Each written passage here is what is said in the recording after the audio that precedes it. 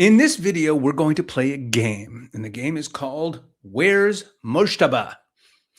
Is he alive? Is he dead? Is he in Iran? Where is Mojtaba Khamenei, the Iranian supreme leader? Just in case you've been living under a rock for the last few months.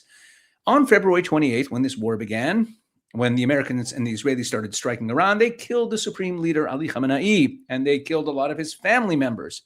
And Mojtaba Khamenei has not been seen since. And there's all kinds of rumors. Did he get injured? How bad? Was he badly injured? Was he killed? They claim he's not killed. He's alive. He's now the supreme leader, but he's not been seen in public ever since. And he has not even released a video statement. And as I've pointed out in a recent video and also in a recent column in the Jerusalem Post, his father, Ali Khamenei, even when for security reasons he would go underground, he would still release video messages. And Mojtaba has not done that. So my speculation over the course of the last couple of weeks has been maybe he's dead. And others have speculated the same thing. On the other hand, there's some people who know a lot more than I do in the intelligence community who disagree. We're going to get into all of that.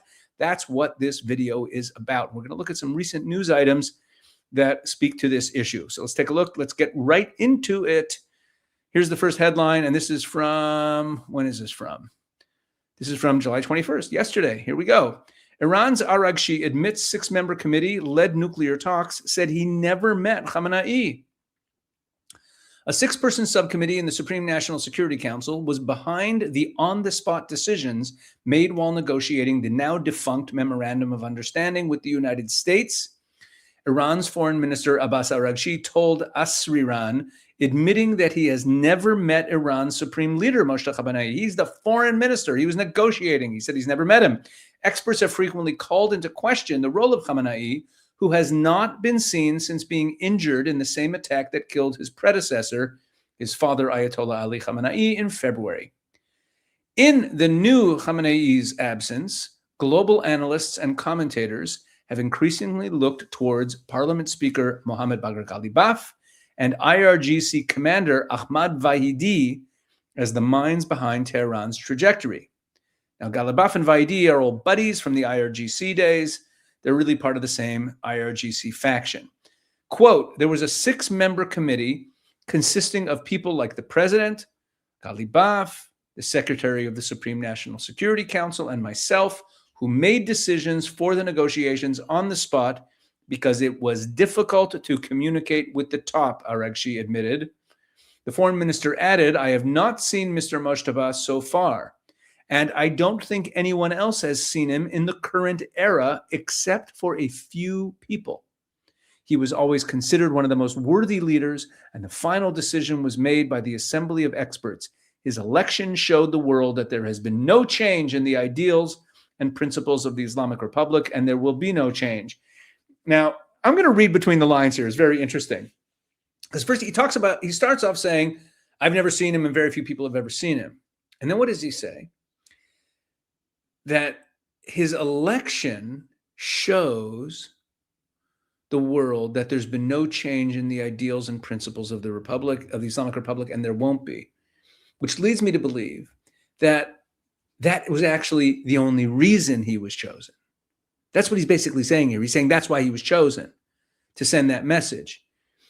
And in the same breath as he's talking about the fact that he's never seen him and that all the decisions were really being made by these six people who never talked to him, what he's letting out of the bag is that he's not really the leader. The only reason they announced that he's the new leader and officially named him the new leader was to send this message that there is no change in the ideals and principles of the Islamic Republic.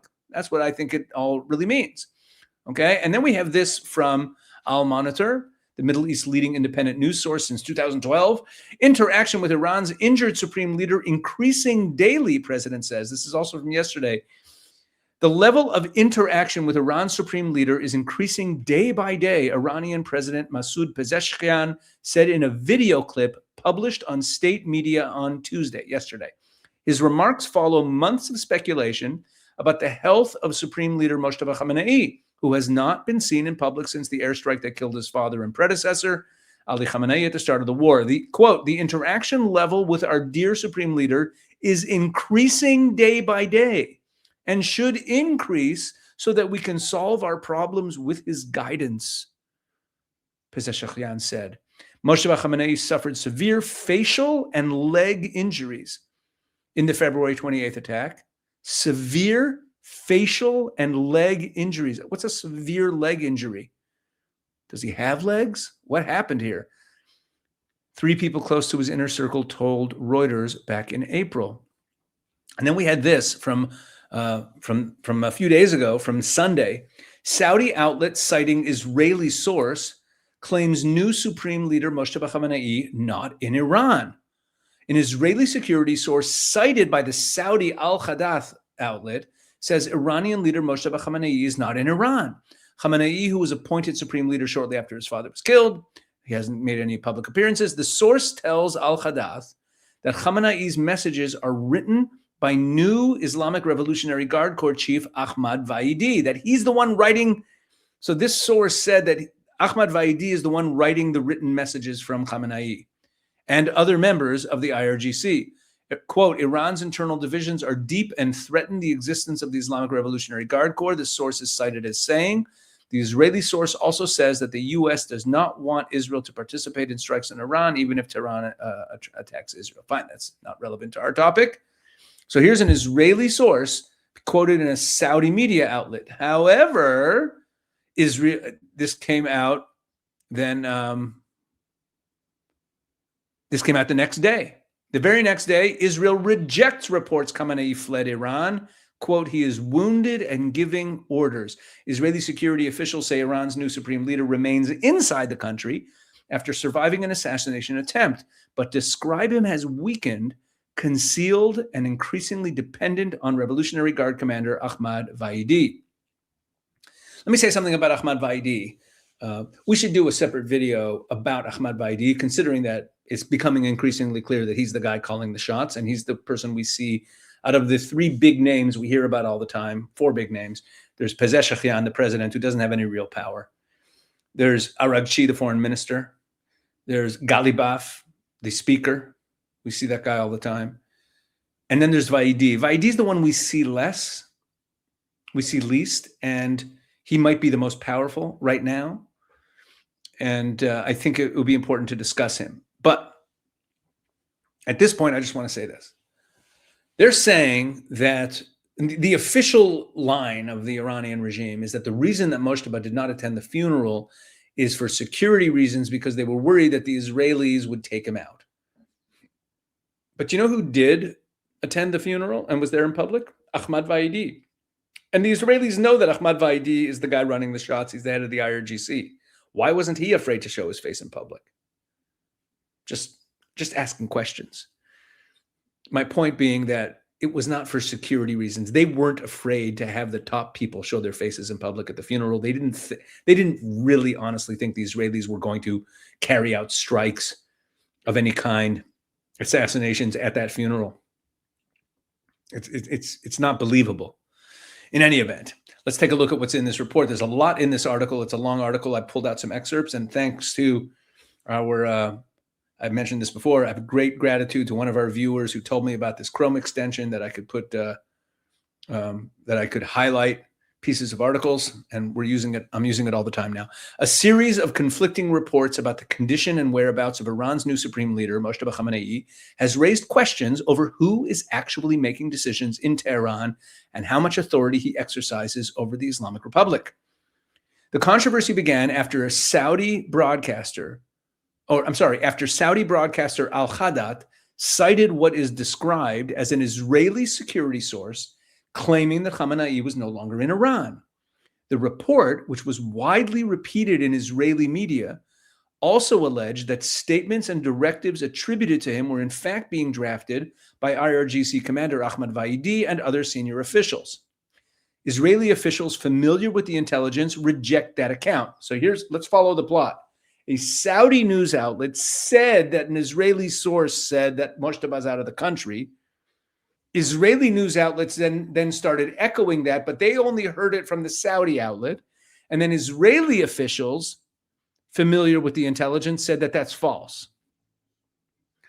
According to information held by Israel, Khamenei is alive, wounded, and remains inside Iran. One security official said he continues to issue instructions despite his injuries, and that senior figures in Tehran are still awaiting his decisions. Quote, he's wounded, he's alive, and he continues to give orders, the official said. In Iran, they are still waiting for his position and his instructions. Khamenei has not appeared in public since he was injured during the opening strike of Operation Lion's Roar, in which his father, former Supreme Leader Ali Khamenei, was killed. Since then, all his public statements have been issued in writing. Quote, Mojtaba is in Iran, the official said. He's wounded and he's very weak. He's a very weak figure who is being managed by Vaidi. They're deliberately building a sense of mystery around him, but the truth is that Vaidi writes everything for him. He's not really an important figure. Now, so what do we make of all of that? But look at this. Oh, I forgot to highlight this, but this is really important. The uncertainty has fueled competing information campaigns. Some Israeli officials, this is so interesting. Some Israeli officials believe that the report that Khamenei had left Iran may have been a trial balloon or part of the psychological warfare between Israel and the Islamic Republic. By spreading uncertainty over his location and condition, each side can test reactions inside Iran and among its allies. In other words, if the Iranians want to see how destabilizing in it and what is the reaction of the people going to be if it gets out that he's not around, maybe they were behind it. Maybe the Israelis were trying to test the reactions and see if this could, poke some, bring some cracks in the regime. Kind of like what I was suggesting, that I was saying, hey, the Americans should demand signs of life. This is all part of the psychological warfare surrounding the the position of supreme leader and how the people of Iran will react if it comes out that they don't really have a supreme leader. Russia, meanwhile, may become the first country to establish direct international contact with the younger Khamenei. Russia's TASS news agency, citing an Iranian source, reported that Khamenei could soon hold a telephone call or even a meeting with Russian President Vladimir Putin.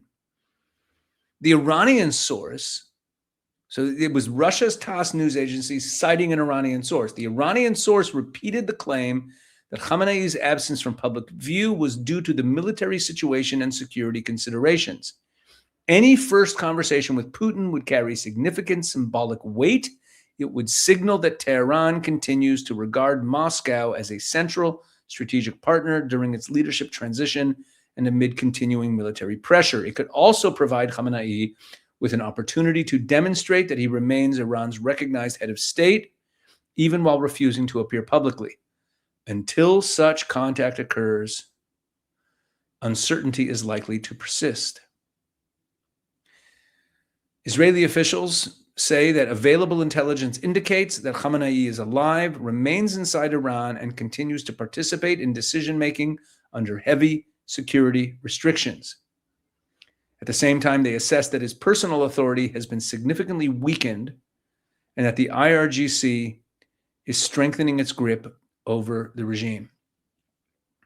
Now, let me say something about this possible conversation with Putin or a possible meeting with Putin. If this happens, and we are only told about it by the Russians or by the Iranians or both, and Putin says he spoke to Mojtaba, and therefore we should all rest assured that the guy's alive, I'm not going to buy it. Let's remember, the Russians have been helping Iran nonstop. Even since the ceasefire, I've talked about this on this channel, that their nuclear scientists have, and their people working on constructing a nuclear reactor have moved back into Iran. The Americans just bombed that site the other day, but they're trying to help them build a domestic, for domestic use, a nuclear reactor.